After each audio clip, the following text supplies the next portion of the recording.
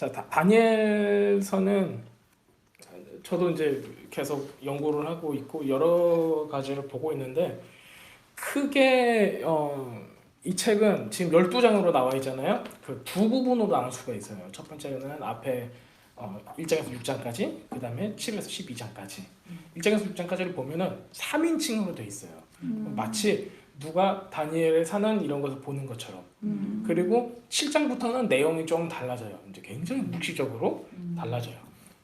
그래서 학자들은 이것을 이렇게 6장까지, 그 다음에 7장부터 12장까지 이렇게 반절로 나눠서 보고 있습니다. 자, 다니엘서가 우리한테 주는 의미가 있어요. 다니엘서를 읽어보면은 어떤 느낌이 나세요? 신약의 그 계시록 같은 느낌이 나요.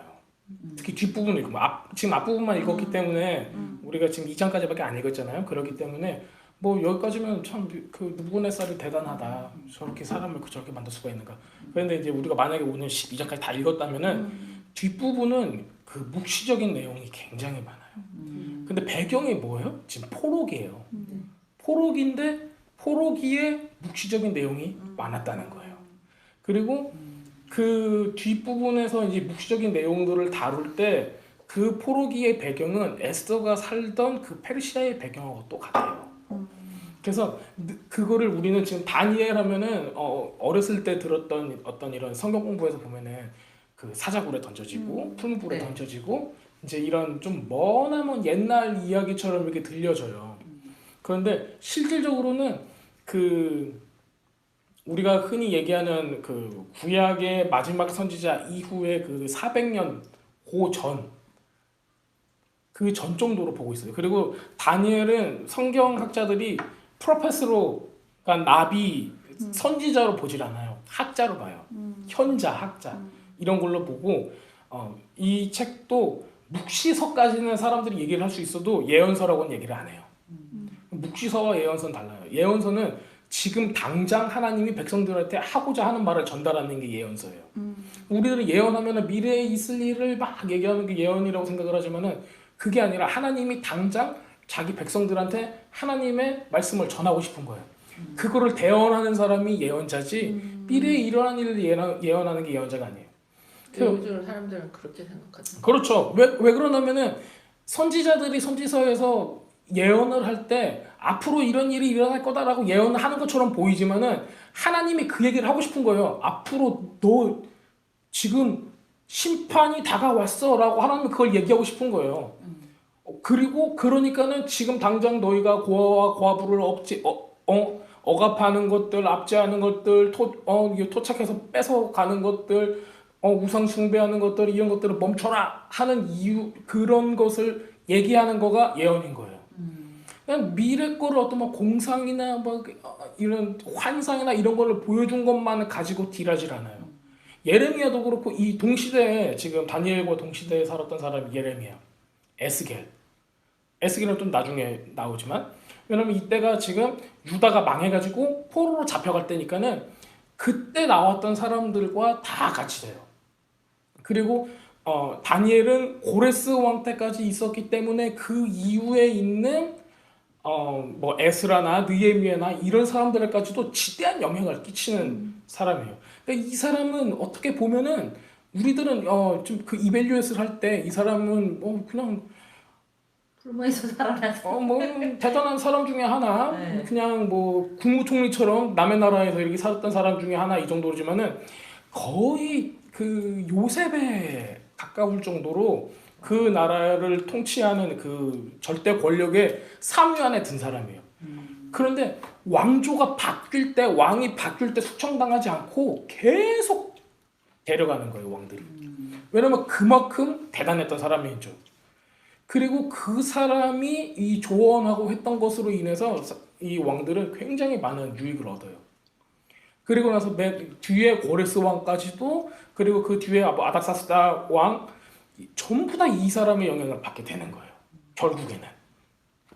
그래서 다니엘서는 지금 우리가 신약을 볼 때 마치 계시록을 읽는 듯한 느낌이 드는 부분들이 굉장히 뒷부분, 후반부에 가면 굉장히 많습니다. 그래서 그 해석이 난해하게 여길 수도 있지만은 우리가 잘 뒤에 있는 계시록과 그리고 여러 다른 묵시서들하고 같이 비교해서 본다면은 그 힌트들을 얻을 수가 있어요. 그렇기 때문에 묵시적인 거는 당장 하나님께서 얘기하고자 하는 예언하고 달리 그 마지막 때, 심판 때, 굉장히 먼 훗날 결국에는 이루어질 일, 하나님 나라 가운데 결국에는 이루어질 일을 다루고 있습니다. 그러니까 예언자들은 당장의 일을 다루고 있어요. 그 다음에 뭐 한 400~500년 후에 뭐 이 정도까지는 다룰 수가 있어요. 그런데 예언자들이 묵시라고 얘기를 한다면은 결국에 궁극적으로 하나님께서 이루실 일에 대해서 얘기하는 거예요. 그래서 그 선지서하고 묵시서가 다른 거예요. 그냥 뭐 종말론적이다, 뭐 다 죽는다, 뭐 이 정도로 끝나는 게 아니라 결국에는 올 하나님 나라에 대해서 다루고 있는 모습들이 있습니다. 그리고 다니엘서를 읽다 보면은 그 70주가 나오고 그 다음에 7이라는 숫자가 나와서 우리가 490년이라는 그 숫자를 알 수가 있게 돼요. 그건 이제 나중에 우리가 그 부분을 읽을 때 제가 더 자세하게 다루겠지만은 그 부분도 이 숫자도 하나님께서 언제 하나님 나라를 보내시는가, 하나님 나라가 언제 이 땅 가운데 임하는가에 대해서 숫자를 가지고 얘기한 사람은 바로 다니엘. 그리고 그것이 지금 현대학자들 사이에서도 아주 대단한 이슈예요. 그거는 이제 우리가 나중에 그 장을 공부할 때 들으시면은 굉장히 재밌는 것을 많이 알 수가 있습니다. 다니엘서가 다루는 내용이 이렇게 비중이 무거운 비중이에요. 그런데 이사야서는 막 60몇 장이 있고 예레미야가 막 굉장히 길고 에스겔서도 짧지 않아요. 하지만은 다니엘서는 딱 12장으로 끝나요. 그렇기 때문에 우리가 이거를 그냥 뭐 동화책 읽듯이 내러티브가 중간에 있으니까는 1장에서 6장까지 내러티브적으로 나오기 때문에 그 부분만을 읽고 굉장히 가볍게 여길 수가 있어요. 그런데 절대로 가벼운 내용은 아닙니다. 이제 사람들은 이제 얘기합니다. 530년, 기원전 530년 정도에 이거가 이제 다 쓰여졌을 것이다. 그렇게 얘기를 하고 있고, 근데 학자들은 이제 여러 가지 얘기를 하고 있어요. 이게 예언서냐 아니냐. 그다음에 링귀스틱을 보자면 이거는 그냥 히브리 말로도 써졌고, 그다음에 아람어로 쓰였어요. 왜냐면은 소국이었으니까. 그때 당시에 식민 사회에 살았던 이런 배경이 있기 때문에.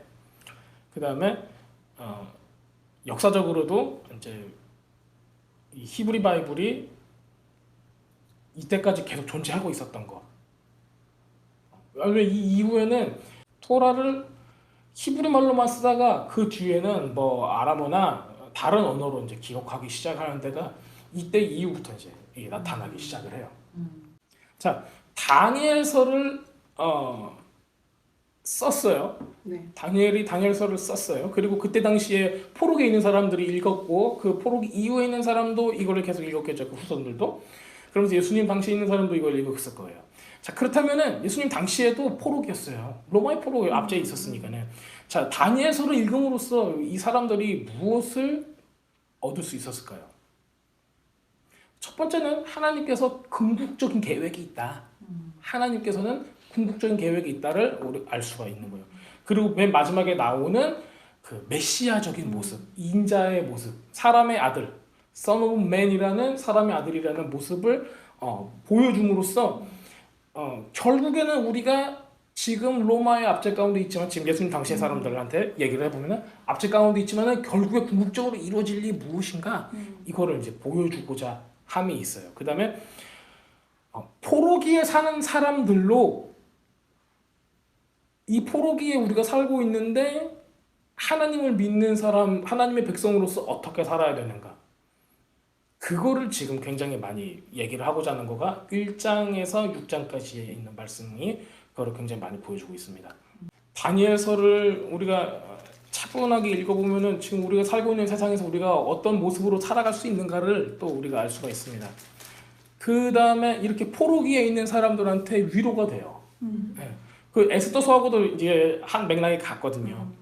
에스더서하고도 굉장히 비슷한 부분들이 많아요. 모르드기하고는 같은 그 연도에 살았던 거니까는 우리들은 그냥 따로따로 보는데 모르드게는 그 에스더의 삼촌이니까는 지금 다니엘보다는 어렸을 거예요. 나이지로 보면. 하지만 굉장히 비슷한 시대에 살았기 때문에 서로가 서로에게 영향을 줄 수 있는 그런 사람이었어요. 하나님의 주권이 하나님의 통치가 이방 나라에까지도 임하는 것을 볼 수가 있습니다. 왜냐하면 이 전까지는 전부 다 이스라엘 나라에서만 지지고 볶고를 했어요. 이스라엘 나라에서만 이집트에서 나와서 가나안으로 들어가서 적군들하고 싸우고 여기에서 우상 숭배가 일어나고 잘했냐 못했냐 하고 그 다음에 뭐 잘 못했으니까 혼나기도 하고 잘했으면 또 잘했다고 하기도 하고 그 안에서 일어나는 모든 일들이 이스라엘 아니었고 거기 안에서만 하나님께서 역사하시는 걸로 보여요. 하지만은 여기부터는 포로기로 사람들이 굉장히 많은 사람들이 죽고 90% 이상이 죽어요 이때. 그리고 이 10%도 안 되는 사람들이 막 이게 와서 지금 디아스포라로 각 지방마다 이렇게 원치 않지만은 포로로 끌려가게 됩니다. 근데 가는 곳마다 하나님의 통치가 임하게 하는 사람이 있다는 거예요. 모든 사람이 그렇게 되진 않았어요. 시편에 보면은 굉장히 애끓는 그 포로기를 배경으로 해서 나온 시편들은 굉장히 애끓는 이런 게 많아요. 시편 139편도 포로기 배경으로 쓰여진 거고 우리가 그걸 보면 이렇게 우리가 주님의 눈을 피해 어디로 갈 수가 있습니까? 그러잖아요. 그게 왜 나오냐면은 포로기로 온 거가 우리가 죄를 져서 이렇게 받는 것도 우리가 그 눈을 피해서 도망 나온 걸로 이제 얘기를 하는 거예요. 그런데 여기에서조차도 하나님의 통치는 우리를 내버려 두지 않는 거예요. 그러면서 그거를 빗대어서 이제 얘기를 하고 나중에 또 이제 그 앞에 보면은 또 시편에서는 그 바벨론에서 막 눈물을 흘리는 그런 장면도 나오고 저 아기를 보고 그냥 패대기를 쳐가지고 죽이고 싶은 그런 마음까지도 솔직하게 토로하고 있죠. 지금 우리가 생각하면은 야 이스라엘 사람은 너무 잔인한 거 아니야? 아기를 왜 패대기를 쳐갖고 돌에다가 패대기 쳐서 죽이려고 그래? 이렇게 생각할 수 있는데 자기 애들이 그렇게 당했어요. 그렇기 때문에 그 생각을 하면서 그거를 투영을 시킨 거예요. 그러니까 그때는 너무 전쟁이 너무 잔인했기 때문에 그런 것들이 자기 눈으로 봐왔던 거를 표현한 거지 이 사람이 이스라엘 사람들이 특별히 잔인해서 한 게 아니에요. 그때 전쟁사 자체가 너무 잔인했던 거죠. 자, 하나님께서는 그래서 이방 나라에서까지도 하나님의 통치가 임했다는 것을 여기서는 볼 수가 있습니다.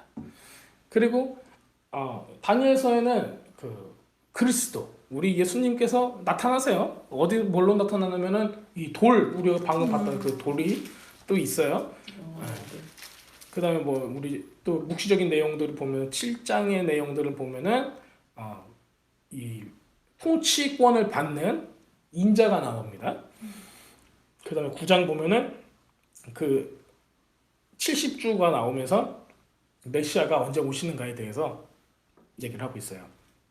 이때 가면은 대단한 그 묵시적이지만 예언적인 굉장히 이 연도에 민감한 하나님을 우리가 만날 수가 있어요. 그래서 이거를 시대적으로 본다면 1장, 2장, 3장, 4장, 그 다음에 6장이 그 다음 6장으로 안 나오고 7장이 그 다음 시대예요. 8장, 그다음에 5장, 9장, 6장, 그 다음에 10장에서 12장. 그러니까 연대별로 따진다면은 이렇게 돼 있어요. 그러니까 다니엘서를 우리가 읽으면서 보면은 이게 전부 다가 시대별로 나온 건 아니다. 왜냐면 왕이 달라지잖아요. 중간에 네. 왕이 달라지면 이 왕이 앞에 있는 왕이냐 뒤에 있는 왕이냐 이걸 보면은 이게 연차적으로는 나온 건 아니구나. 그런데 앞에 1, 2, 3, 4장까지는 그 느부갓네살이 나오니까는 같은 거고 그다음에 뒤에 10장에서 12장은 맨 마지막에 고레스 때에 대해서 나오니까는 이건 마지막 거고 그런데 그 5, 6, 7, 8장은 살짝 이렇게 중간중간에 왔다 갔다 에디팅이 좀 됐어요. 다니엘서를 읽으면은 1장 부분은 다니엘과 새 친구들에 대해서 소개하고 처음에 어떻게 이런 일들이 일어나는 그 배경들에 대해서 얼마나 어려운 시대 가운데 우리가 살고 있는가 바벨론에서 사는 다니엘과 새 친구들은 어땠는가 이런 부분에 대해서 이제 나오죠. 그 다음에 2장의 부분들이 나오고 2장 그러니까 아웃라인들 보면은 일일이 나와 있습니다. 그 나머지 부분들은 그 장에 가면은 이제 얘기를 말씀을 드릴게요. 자, 우리가 읽어보겠습니다. 다니엘서 1장 1절을 보면 유다 왕 여호야김이 다스린 지 3년 되는 해에 바벨론 왕 느부갓네살이 예루살렘에 이르러 성을 에워싸더니 우리가 이제 그 이사야서나 나머지 그 예언서들을 보면은 아하스 왕이 있어요. 아하스 왕 그 다음에 아들이 히스기야예요. 아하스 왕 때는 아수르 사내립 때문에 그 다음에 그 뒤에 히스기야 때는 사내립 때문에 둘러싸여서 죽을 뻔했어요. 그런데 어떤 일이 있었죠? 편지를 하나님 앞에 내놓고 편지를 하나님 앞에 내놓고 기도하고 그랬었죠. 그랬더니 하나님께서 구원해 주셨어요. 어떻게 구원해 주셨죠? 하룻밤만에 하룻밤 만에 군대가 전부 다 몰살되는 거. 180만 명? 그 엄청난 숫자가 그때 그 전염병으로 싹쓸이 돼 버렸어요. 근데 이게 굉장히 그 내추럴한 게 아니에요. 아무리 전염병이라도 그냥 하룻밤에 멀쩡한 사람이 잠자고 일어났는데 안 일어나는 거예요. 이러는 경우는 없어요. 만약에 어디가 돌았다 하면은 마을이 하나가 돌아서 그 마을이 죽고 그 마을이 돌아서 그 마을이 죽고 이런 식으로 나갔었는데 이때는 그게 아니었어요. 그래서 성경에서는 그냥 여호와의 천사가 쳤다 이런 식으로 표현이 되고 있는 거예요. 하나님께서 치신 걸로 표현이 되고 있는 거예요. 느부갓네살은 어떤 사람인가? 우리가 느부갓네살을 다니엘서를 통해서 보면은 보통 사람이 아니에요. 굉장히 대단한 사람이에요. 너무 대단한 사람이기 때문에 너무 위대한 왕이에요.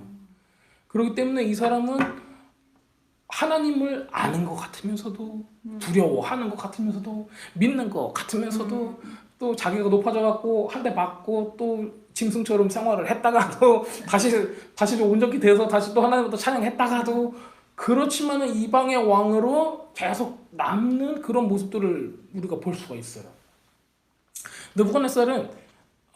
느부갓네살의 장인이 사네립이에요. 아수르 왕 사네립이에요. 그 히스기야 때 랍사게하고 다 같이 가가지고 예루살렘을 포위했던 바로 그 사람들이에요. 랍사게가 이제 그 히스기야 때 와가서 예루살렘을 이렇게 하고 그 다음에 음식이나 뭐나 이런 거 전부 다 봉쇄를 한단 말이에요. 그 다음에 막 위협을 해요. 막 오줌이나 먹어라 막 그러면서 너네들 다 배고파서 죽을 거야 막 저주도 하고 별 난리가. 랍사게의 뜻은 뭐냐면은 사람 이름이 아니에요. 랍사게는 술관원이에요. 술 시종이에요. 그래서 우리 애굽에서 일어났던 일들 보면 빵 시종과 술 시종이 있어요. 이게 그러니까 서열 1인자 2인자를 뜻하는 거예요. 그러니까 왕 옆에서 시중을 받는 사람은 뭘 뜻해요? 그냥 술 따르는 사람이 아니라 술 친구라는 얘기예요. 그러면은 자기 모든 비밀을 얘기할 수 있는 자기의 오른팔을 얘기하는 거예요. 그래서 이제 그때 당시에 관직에서는 한국은 영의정 좌의정 하듯이 그냥 내 오른팔 옆에 딱 있는 그 사람 2인자를 뜻해서 하는 얘기예요. 자, 그러면 랍사게가 왔던 얘기도 그러면 그 예루살렘을 포위해서 굴복시키는 전쟁이 굉장히 중요했다는 얘기예요. 왜냐면은 2인자를 보낼 정도니까. 근데 랍사게가 얘기를 해요. 나중에 이렇게 오면서 야 우리 다 죽게 생겼어요. 무슨 좀 기미가 이상해요. 왜? 다음 날에 바로 군대가 전멸했거든요. 근데 그 전쟁을 본 사람이 느부갓네살이에요. 사네립이 자기 장인이기 때문에 같이 갔어요. 같이 갔다가 다 죽는 걸 봤어요. 그 다음에 예루살렘에 대해서 공포가 있었어요. 하나님께서 저들의 신은 쟤네들이 분명히 뭔가 저 신한테 잘못해가지고 지금 맞는 거긴 하지만은 보통은 아니다. 그래서 이스라엘은 치는 거를 항상 예루살렘을 치는 거는 조심했어요. 그러면 이제 미드러시에 나와 있어요. 이제 그 랍비들이 하는 얘기들을 들어보면 이런 얘기예요. 느부갓네살도 이거 칠까 말까 하는데 자기네들이 항상 의지하는 게 뭐예요? 여기서도 이제 박수, 무당, 술개, 지혜자 이런 사람들을 다 와서 이제 사인을 받고 얘네들 움직여요. 페르시아도 굉장히 심하죠. 이제 바벨론 페르시아에 이르러서 바벨론 메데 페르시아에 이르러서 이제 조로아스터교라는 이런 동방적인 밀교, 주술 이런 게 굉장히 강한 것들이 다시 뭐라고 할까? 다시 성행해요. 왜냐면 그 전에 바벨론이라는 우리 바벨탑을 세웠던 그 나라가 그 뿌리예요. 거기는 지금 우리가 얘기하는 뭐 태양신, 바알신, 뭐 이런 그 세미스라미스나 뭐 이런 그 귀신들 그런 우상들, 그러니까 고대 근동의 이름만 바꿨지 다 바벨론 종교에서 나온 그 귀신들이 통치하고 있었던 거예요. 그러니까 하나님을 믿는 이스라엘 백성 빼고 그 주인은 전부 다 결국에는 이름만 바꿨지 걔네들인 거예요. 자, 그런 것을 기반으로 두고 있는 얘네들도 하나님을 두려웠던 거죠. 결국 종국에는. 그래서 느부갓네살도 예루살렘을 칠 때 얘기를 박수 뭐 술객들 얘네들을 다 데리고 와서 물어보는 거예요. 야, 이거 이스라엘을 쳐야겠어? 예루살렘을 우리가 침략해야겠어? 했더니 굉장히 좋은 사인들이 와요. 그래서 결국에는 예루살렘으로 이르렀고 그게 하나님의 뜻이었죠. 멸망시키는 거가.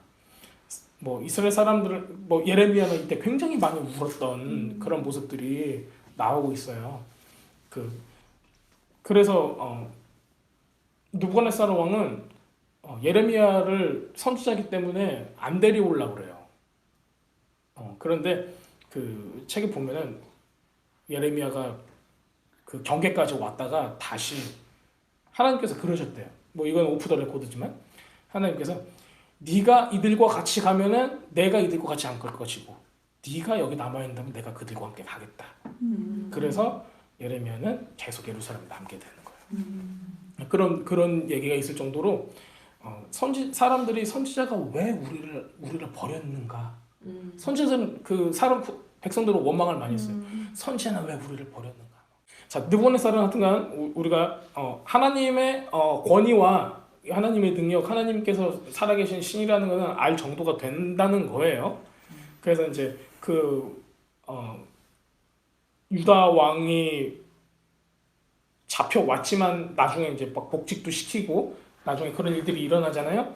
그래서 그렇게 함부로 막 나쁘게 대하진 않았어요. 더 나쁘게 대할 수 있었는데 여지가 있었는데도 뭐 잘 대해줬다는 것도 아니지만, 자, 주께서 유다 왕 여호야킴과 하나님 전 그릇 얼마를 그의 손에 넘기심에, 이거는 누가 넘겼다는 거예요?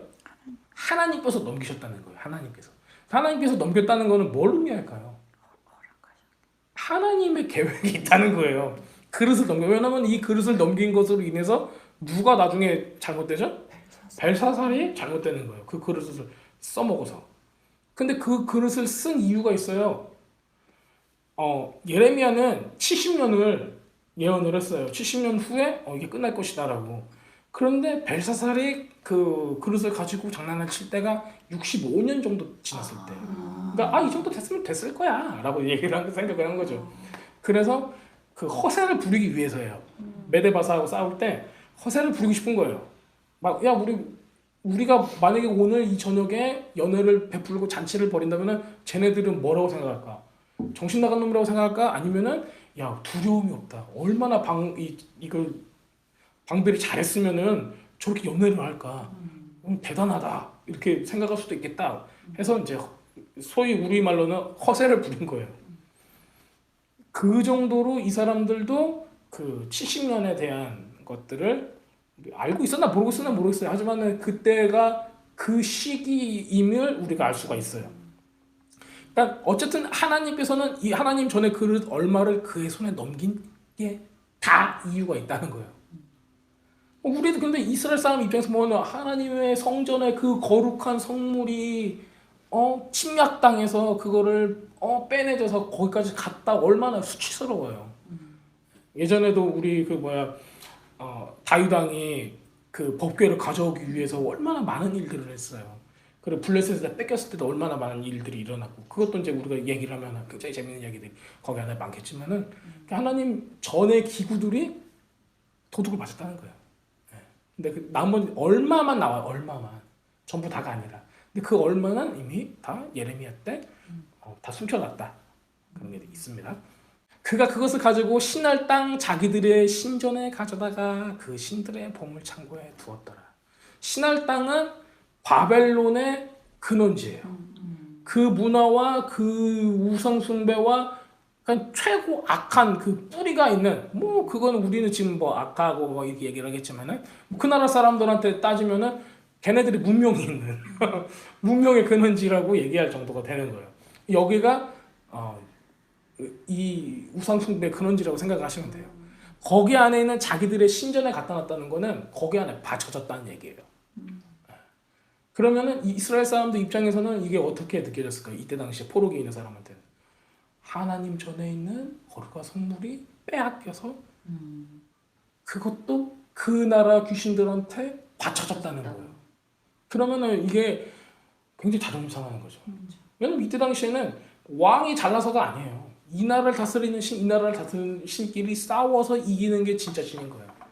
지난번에 제가 한번 말씀드렸을 거예요. 만약에 이 신의 별칭이 있어요. 막 왕의 왕, 주의 주, 프린스 오브 피스, 유다의 사자 막 이런 게 다 있다고 해요. 많으면은 이 신이 져요. 그럼 이 신에 있는 칭호를 다 갖다가 여기다 붙이는 거예요. 이긴 신. 그래서 원래 이 신 이름은 그게 아니었어요. 그런데 계속 이기는 신이 이 신에 있는 이 칭호들을 다 갖다 가지고 오는 거예요. 근데 성경을 보면은 하나님의 칭호는 굉장히 많아요. 그렇죠? 하나님의 신은 막 기묘라, 모사라, 전능의 주 막 나온단 말이에요. 그럼 하나님의 이름하면 우리가 하면서 야 맞아 우리 이런 하나님이야. 근데 고고학이나 이때 고대근동학을 전공한 사람한테 물어보면 다른 신들 주변에 있는 신들이 있잖아요. 그 신들이 이름이에요 다. 그래서 그러니까는 크리스천이 아닌 사람이 볼 때는 의구심이 들어요. 아니 마르둑, 뭐 바알, 누구 이런 것들 다 보면은 그 신의 별칭이 뒤에 별명들이 붙어 있는데 다 평강의 왕이요, 뭐 왕의 왕이요, 기묘자요, 약간 모사요, 막 이런단 말이에요. 그럼 우리가 믿는 하나님, 막 하나님의 별칭들이 다 하나씩 갖고 있는 거예요, 얘네들이. 그러니까 되게 다원주의로 사람들이 빠지기도 해요. 야, 결국에는 그 신이 그 신이구만. 왜 싸우는 거야? 막 이런 식으로 얘기를 해요. 근데 성경에서 얘기하고자 하는 건 뭐예요? 우리 하나님이 다 이겼다는 거예요.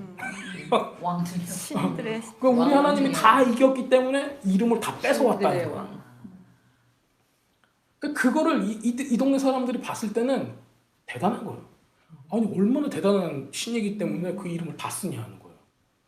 다 이겼으니까. 그런데 우리가 하나님 믿으니까는 우리 입장에서는 그게 좋은 거죠. 우리 입장에서 야 우리 하나님 최고야 막 그러잖아요. 근데 딴 나라 입장에서 볼 땐 되게 약 오르는 거예요. 아니 우리가 이겼는데 왜 우리 신의 칭호를 갖다가 지네들이 쓰는 거야? 막 이렇게 얘기할 수도 있어요. 그런데 그 합당함이 다니엘서에서 등장을 해요. 자, 왕이 환관자 아스부나스에게 말하면 이스라엘 자손 중에 왕족과 귀족 몇 사람 곧 흠이 없고 용모가 아름다우며 모든 지혜를 통찰하며 지식에 통달하며 학문에 익숙하여 왕궁에 설만한 소년을 데려오게 하였고 그들에게 갈대 사람의 한국 언어를 가르치게 하였고 이렇게 나와 있습니다. 환관장이 나오고 이스라엘 자손은 왕족 귀족 즉 이제 유다 지파겠죠. 네, 왕족과 귀족이니까 그 왕족하고 귀족은 이름 끝에 야 그다음에 엘 그러니까 하나님의 칭호가 붙게 돼요. 그래서 이제 다니엘 하면 무슨 뜻이에요? 하나님 사람의 그러니까 니 엘이에요. 니는 나의, 엘은 하나님. 네. 그러면 하나님은 나의 단이라는 거예요. 단은 뭐냐면은 저지예요. 네, 나의 아닐 뜻이 심판자 이렇게 뜻하는 거예요. 그래서 God is my judge. 하나님은 나의 심판자 이렇게 볼 수가 있어요. 자, 그 다음에 또 나오는 사람이 누구예요? 뭐 하나냐, 냐가 또 야예요. 야외 할 때 그 야예요. 미샤엘 이거 또 하나님 엘이에요. 아샤리아 이것도 야외 할 때 야가 이제 뜻하는 거예요. 근데 이 사람들이 다 이름이 갈려요. 네, 이름이 갈려요. 근데 이름이 어떻게 갈리는가 우리가 볼 수가 있습니다. 네, 뒤에 보면 뭐 벨드사살 나오고 그러죠. 자 보면은 다니엘은 벨드사살로 나오는데 뒤에 이제 왕 이름이 벨사살이에요. 지금 드 하나가 TE라는 이게 학자들도 이제 이걸 좀 불분명해요. 하지만은 이 뜻이 이렇게 돼요. 벨이라는 신이 있어요. 바벨론에 벨 마루둑이라고요. 마루둑 최고의 신인 거예요. 벨 마루둑인데 이거를 해석을 하면은 이렇게도 해석해요. 벨의 왕자 아니면은 벨이 프로바이드한다, 공급한다. 그리고 많은 학자들은 이렇게 얘기를 해요. 벨 프로텍트 더 킹.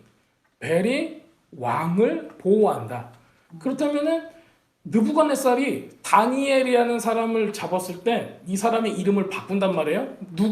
뭐 때문에 바꾸냐면은 자기한테 좋을 대로 바꾸는 거예요. 자기한테 유리하게 쓰기 위해서 바꾸는 거예요. 그래서 벨은 왕을 보호한다는 이름을 다니엘한테 부여를 한 거예요. 그래서 왕을 보호해라 그 얘기죠. 그 다음에 하나냐가 있어요. 하나냐. The Lord is gracious. 주님은 은혜로우시다. 뜻이에요. 자, 그런데 얘가 이름이 뭘로 바뀌죠? 사들라크예요. 사들라크인데 이걸 어떻게 하면 라흐라는 뒤에 단어가 있잖아요. 그러면 태양신이 이름이 라흐. 그래서 사드 라흐 하면은 태양신에 의해서 일루미네이티드 된다. 뭐 밝혀진다. 뭐 알게 된다. 조명된다. 이런 것을 그러니까 지혜를 주시는 분은 태양신이다. 뭐 이런 식으로 이거 이름을 바꿔버렸어요. 그 다음에 미샤엘이 있어요. 미샤엘. 그러면 Who is like the Lord예요. 누가 우리 주와 같은가 이 뜻이에요. 근데 야 이름이 어떻게 바뀌어요? 메사크 나오죠. 그러면은 메스 아후인데 아후는 문갓이에요. 이 나라에. 달신이에요. 달신. 네. 그래서 이거를 번역을 하면은 누가 우리 달의 신과 같은가 이런 얘기예요. 그렇게 바꿔버렸어요. 아즈라야, The Lord is my helper예요. 네, 이 이름이 어떻게 바뀌어요? 아벤느고. 근데 이 동네에 신 이름이 지혜, 교육 뭐 이런 지혜와 지식의 신 이름이 느보예요. 느보. 이사야서에서도 이제 느보 신이 나와요. 이 나라의 지혜의 신, 지식의 신인 거예요. 그래서 아벳 느보가 되는 거예요. 그럼 servant of 그러니까 그 아바드 있죠? 일하다. 아바드 그 단어예요. 아바드 느고예요. 그러니까는 servant of 느보가 되는 거예요. 그러니까 아람어도 굉장히 그 히브리 단어하고 비슷한 게 많아요. 이런 것만 봐도. 그래서 이 사람들을 와서 갈대아 사람의 학문, 갈대아 우르 결국에는 아브라함이 나왔던 곳이에요. 그때가 바벨론이고 얘 이름도 지금 바벨로니아예요. 신바벨론. 그렇기 때문에 지금 아이덴티티가 뭐냐면은 이때 당시에 있던 거를 다시 계승한다라는 의미가 있어요. 이 나라 자체가. 네, 바벨론에. 그러면은 뭐 계승을 뭐 여러 가지를 하겠죠. 근데 뭐 이때 당시에 뭐 바벨론 그때 옛날 아브라함 때 바벨론 제국이 가장 컸었고 문명적으로도 굉장히 발달했었고 뭐 탑을 세우려고 해서 정도니까는 어떤 그 영적으로도 나쁜 쪽이지만 우상숭배 이쪽으로도 굉장히 발달이 많이 돼 있었어요. 근데 그런 영화를 다시 누리겠다. 자, 그 이면에 깔려 있는 건 뭘까요?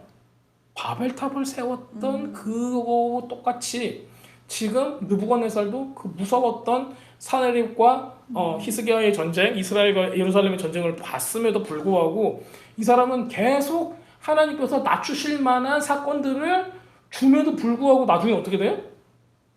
미쳐버릴 정도로 교만해져요. 근데 이 사람도 들었어요. 다니엘한테 그 경고를 들었는데도 자기 혼자만 하다가 바로 이렇게 얘기해가지고 바로 그렇게 돼버릴 정도니까는 그 교만이 빠지질 않는 거예요. 근데 이 사람들한테는 갈대아 사람의 학문과 언어는 기본적으로 뭘 베이스할까요? 우상숭배와 주술, 마법, 요술. 실제로 이제 이거 보면은 그 다니엘을 요술사라고 불러요. 예, 소서러 막 이렇게 부르는 거예요. 예. 그 소서러 이런 것들은 마법사, 뭐 위저드하고 비슷한 건지만은 주술이나 어떤 영적인 어떤 깨달음을 통해서 어떤 영적인 것을 막 부리는 이런 것들을 이때 이제 조로아스터교나 이런 것들로 인해서 굉장히 성행해요. 그다음에 그게 워킹을 안 하는 게 아니에요. 하기 때문에 얘네들이 하는 거예요. 하기 때문에 모든 그걸 근데 다 그것도 이제 하나님 손 안에 있어요. 자, 그래서 이 사람들을 이걸 다 가르쳐가지고 똑똑한 놈만 한마디로 골라온 거예요. 그 나라에 막 잘 교육받고 똑똑하고 예쁘고 잘생기고, 그러니까 한마디로 그냥 다윈의 어떤 이런 걸로 봤을 때 최고의 기질을 가지고 있는 사람들을 싹 골라와요. 그래가지고 이제 자기 종을 만드는 거죠. 그래서 왕이 지정하여 왕의 음식과 그가 마시는 포도주 날마다 쓸 것을 주어서 3년을 트레이닝을 시키는 거예요. 3년 동안 뭘 할까요? 자기 거 가르치기. 자, 말씀해 주신 대로 자기 걸 가르치는 거예요. 자기 걸 가르치는데 왕의 음식과 마시는 포도주는 깨끗한 게 아니에요. 말 그대로 우상 숭배에 바쳐진 거고 왕 자신이 거기서 신이었기 때문에 자기한테 바쳐지고, 그런데 결국 뭐하고 동조하게 되는 거예요? 우상 숭배하고 동조하게 되는 거예요. 그럼 생각을 해보세요. 우리가 어디서 돈을 번다, 어디서 내가 어디로 인해서 공급을 받는다, 그거가 좋은 일로 해서 공급을 받는 건가, 나쁜 일로 해서 공급을 받는 건가, 악한 일로 해서 우리가 돈을 버는 건가, 사기를 쳐서 돈을 버는 건가, 아니면 우리가 땀 흘려 일을 해서 돈을 버는 건가는 굉장히 다른 거예요. 그럼 여기서도 마찬가지. 그러면서 뭘 당해요? 이 사람들은 3년 동안 왕의 종이 되기 위해서 브레인워시를 당하는 거예요. 이때부터 생활을 당하는 거예요. 그러니까 1년 됐는데 쓰질 않아요. 2년 됐는데 쓰질 않아요. 3년 돼야지 써요. 왜냐하면 3년 동안 가르쳐서 왕의 신복을 만드는 거예요. 그러더니 3년의 세월이 필요한 거였죠. 만약에 정말 좋은 사람이에요. 바로 있으면 한 달 만에 탁 오게 할 수 있죠. 근데 적국의 사람인데 자기가 왕족이었는데 얼마나 마음이 아프고 그러겠어요. 어떻게 충성할 수가 있겠어요. 그러니까 3년을 먹이고 키우고 브레인워시 시키고 해서 그때부터 쓰는 거예요. 그래서 이 브레인워시를 당하냐 안 당하냐는 굉장히 중요한 키가 있어요. 이 사람들은 이거를 거부해요. 자, 유다 자손 가운데 그 다니엘과 하나냐와 미샤엘과 아샤라가 있더라. 왜냐하면 유다 자손이 왕족이기 때문에 그래요. 유다 자손만 이뻐서는 아니에요. 유다 자손만 잘생겼다 이런 얘기는 아닙니다. 자, 환관작이 그들의 이름을 고쳐서 이렇게 하라 얘기를 아까 설명을 드렸죠. 다니엘의 뜻을 정하여 왕의 음식과 그가 마시는 포도주로 더럽히지 아니하리라 하고, 자기를 더럽히지 아니하도록 환관장의 구하니 하나님이 다니엘로 하여금 환관장에게 은혜와 긍휼을 얻게 하신지라. 누가? 하나님께서 마음에 들게 하신 거예요. 똑같은 일이 요셉 때도 일어났었죠. 똑같이 일어납니다. 장세기 때 나오는 거 계속 나오는 거. 하나님의 역사는 계속 반복이 돼요. 지금도 우리는 그러는 거예요. 누가 이런 거 있잖아요. 우리가 누구를 생각할 때 긍휼한 마음. 저 사람 도와줘야 돼. 저 사람한테 내가 선하게 하고 싶어. 그러게 저 사람 잘생겨서 이뻐서가 아니에요. 저 사람이 나한테 뭐 잘해줘서가 아니에요. 그거는 하나님께 주시는 마음이 있을 때, 그거를 캐치할 수 있는 사람이 정말 하나님의 뜻에 따라서 저 사람한테 뭔가를 해줄 수 있는 사람인 거예요. 그런 마음이 들면은 지체하지 마시고 하나님의 뜻대로 행하시는 거 정말 중요해요. 이분 지금 이방 나라의 황관장이라면 내시잖아요. 그 나라의 어떤 행정적인 것을 다 맡고 있는 사람이잖아요. 궁궐에. 그 사람조차도 그 마음이 들었을 때 그 마음대로 했어요. 몰라도 하나님께서는 우리만 특별하다고 해서 사용하는 게 아니에요. 모든 사람을, 안 믿는 사람까지 다 사용할 수 있어요. 황관장이 다니엘에게 이르되 내가 내 주 왕을 두려워하노라. 왜? 얼마나 무서운 사람이에요, 이 사람. 다 죽이고 막 그랬잖아요. 그가 너희 먹을 것과 너희 마실 것을 지정하였거늘. 지정했다는 거는 알고 일부러 이거를 했다는 거예요. 너희 얼굴이 초췌하여 같은 또래 소년만 못한 것을 그가 보게 할 것이 무엇이냐. 그렇게 되면은 너희 때문에 내 머리가 왕 앞에서 위태롭게 되리라 하니라.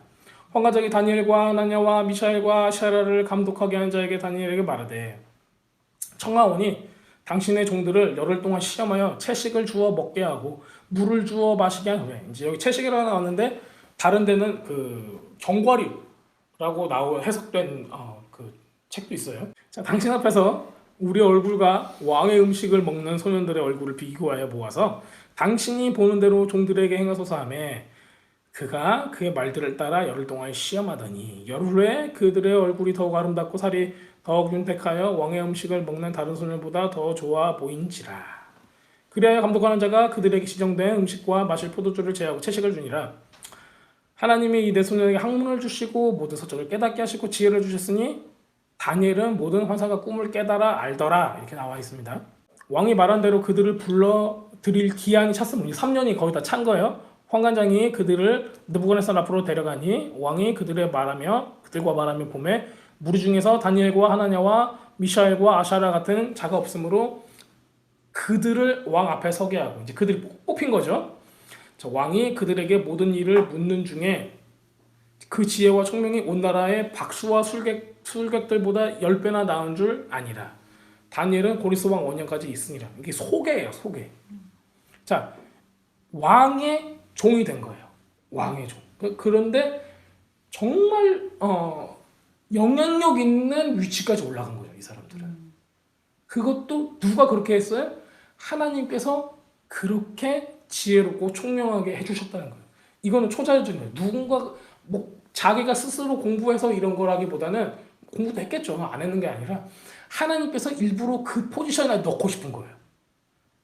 그런데 다른 사람들하고 다른 게 있어요. 타협하지 않았다는 거예요. 브레인워시를 당하지 않았다는 거예요. 지금 이스라엘 그 조그마한 이스라엘만 침략을 당한 게 아니잖아요. 정말 많은 나라들이 침략을 당했고 그래서 그랬을 건데 그럼에도 다른 나라들은 그렇게 됐는데 이 사람들만 브레인워시를 안 당하려고 그렇게 발악을 했다는 거예요. 우리가 그런 거를 볼 수가 있습니다. 자, 다니엘은 굉장히 이방 나라에서도 충실했던 거를 보게 돼요. 왜냐면은 뭐 황관장한테 구하고 이런 내용들을 보면은 반항하거나 이런 것들을 볼 수가 없어요. 그 다음에 다니엘은 좋은 평판을 받았어요. 다니엘과 세 친구들은 뛰어나다, 지혜롭다 이런 평판을 받았어요. 이거는 스스로가 스스로한테 주는 평판이 아니라 이거는 굉장히 팩트예요. 공식적으로 그렇게 된 거예요. 모세를 생각해보세요. 모세도 다른 나라에 있으면서 애굽이라는 원래 유대인이었지만 히브리인이었지만 이집트에 있으면서 미즈라임이죠. 거기에 있는 모든 학문을 통달했어요. 근데 광야에서 그 학문을 써먹을 데가 없었겠지만 다 통달했어요. 거기서도 거의 그 다음의 왕급으로 추대가 될 만큼. 지금 다니엘도 새 친구들도 그 학문과 그 깊이가 굉장히 높아졌어요. 그런데 성경에서는 이렇게 보이죠. 아니 하나님의 지혜가 더 월등하고 하나님의 지혜가 더 큰데 왜 그럴 필요가 있습니까? 모세도 이집트에 있는 것들을 그 학문과 이런 것들 문화와 이런 것 문명들을 통달할 필요가 뭐가 있어요? 하나님께 더 크다며요. 또 여기서도 바벨론에서도 바벨론 것들 뭐 나쁘잖아요. 다 나쁜 것만 있는 것 같아요. 이스라엘 게 최고예요. 이렇게 얘기할 수 있어요. 또 우리도 하나님이 최고예요. 밖에 있는 건 상관이 없어요. 이렇게 얘기할 수 있는데 하나님께서는 세상의 학문과 세상의 사상을 그것보다 하나님의 것이 더 높아지기 위해서는 세상의 학문을 우리가 통달을 해야지 이걸 뒤집을 수 있다는 거예요. 영향을 미칠 수 있다는 거예요. 그렇기 때문에 사도 바울을 보더라도 이 사람은 그리스의 철학이나 이런 거에 굉장히 통달했어요. 그래서 그리스 쪽에 로마나 그리스 쪽에 있는 이 도시들에 가서 복음을 전할 때 굉장히 철학적인 걸로 해요. 굉장히 필로소프하게 해요. 근데 우리 어부 출신들 사도들은 그렇게 할 수가 없어요. 왜냐하면 그건 자기 사역에 감당할 부분이 아닌 거예요. 자기 역할이 아닌 거예요. 모든 사람이 그렇게 될 필요는 없어요. 하지만 그거에 대한 콜링이 있는 사람은 의사가 돼야 할 사람은 의사가 돼야 되고 학자가 될 사람은 학자가 돼야 되고 철학자가 될 사람은 철학자가 돼야 되고 하는 거예요. 이 나라에서 살려면은 이 나라에서 최고가 되려면은 알아야 돼요. 이 나라의 역사도 알아야 되고 이 나라의 뭐 실생활에 필요한 이런 것도 이 나라의 뭐 문화나 아니면은 이 사람들의 어떤 권위 있는 사람이 가장 좋게 여기는 게 무엇인가. 한국을 알려면 우리가 뭐 유교 문화를 좀 알아야 되고 뭐 이런 것들이 다 있잖아요. 그런 것처럼 이 나라 사람 포로로 잡혀간 사람들도 이런 학문들을 다 연구를 해야 됐어야 돼요. 자, 환상과 꿈은 정말 성경에서 자주 나옵니다. 묵시적인 거, 하나님의 지혜를 드러내는 거 이런 채널로 굉장히 많은 사람들한테 하나님께서 주셔요. 근데 다니엘은 이 꿈과 환상에 대한 것을 얘기를 하자면은 손에 꼽힐 정도로 아주 탁월한 은사적인 부분이 있어요. 요새보다 더한 것 같아. 네, 그렇죠. 처음에 요셉하고 좀 많이 달라요. 네. 때가 말세하고 가까워왔기 때문에 그 얼전시가 더 있어요. 그 긴박감이. 왜냐면은 다니엘이 본 환상이 종국에는 계시록에 있는 거하고 연결이 되고 그 다음에 초림하는 예수님의 시기하고도 맞아요. 그거 이제 나중에 우리가 설명해 드릴게요. 우린 지금 양력을 쓰고 있잖아요. 양력은 그레고리안 달력은 그레고리안 3세인가 4세인가 그 교황이 그걸 공인해서 써요. 그 전에는 우리 성경의 달력이나 이스라엘 히브리 달력은 다 그리고 고대근동 지방도 그렇고 전부 다 달로 인해서 음력으로 썼어요. 그다음에 성서력은 조금 다르고 그리고 음력으로 썼기 때문에 양력에 비해서 짧아요. 일수가. 그리고 윤달이 있고 줄어들어요. 윤달이 또 있고 중간에 끼고 이런 것들을 우리가 계산을 않기 때문에 만약에 성경에서 400년이다 그래서 우리 양력으로 그걸 계산한단 말이에요. 그런데 음력으로 계산을 해야지 이게 맞게 되는 그런 경우가 있습니다. 어쨌든 이제 이런 것들도 하나님께서 다 예배해 두신 이런 것들이 좀 있어요. 이렇게 1장의 내용을 보면은 우리가 할 수 있습니다. 이게 느부갓네살 네그리사르 그다음에 굉장히 많은 다리우스도 나오고 나보니우스도 나오고 벨사살 나오고 사이러스도 나오고 계속 이런 왕들한테 계속 영향을 미치게 돼요. 그러니까 우리가 느부갓네살 이후에 사위 아들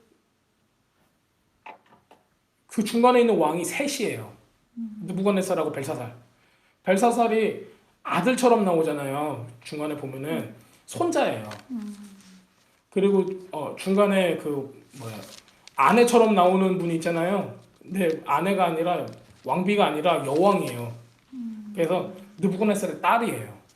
우리가 이제 역사적으로 이걸 추적을 해보면 그런 것들을 좀 알 수가 있는데 우리 그냥 성경 번역된 것만 얼핏 읽으면은 벨사살이 그냥 바로 아들인 것처럼 나오는데 그 중간에는 역사적으로 사위 둘, 그 다음에 아들 이렇게 해서 섞여 있어요. 그래서 느부갓네살하고 하나, 둘, 셋, 네 명 정도 왕이 그 중간에 껴 있어요.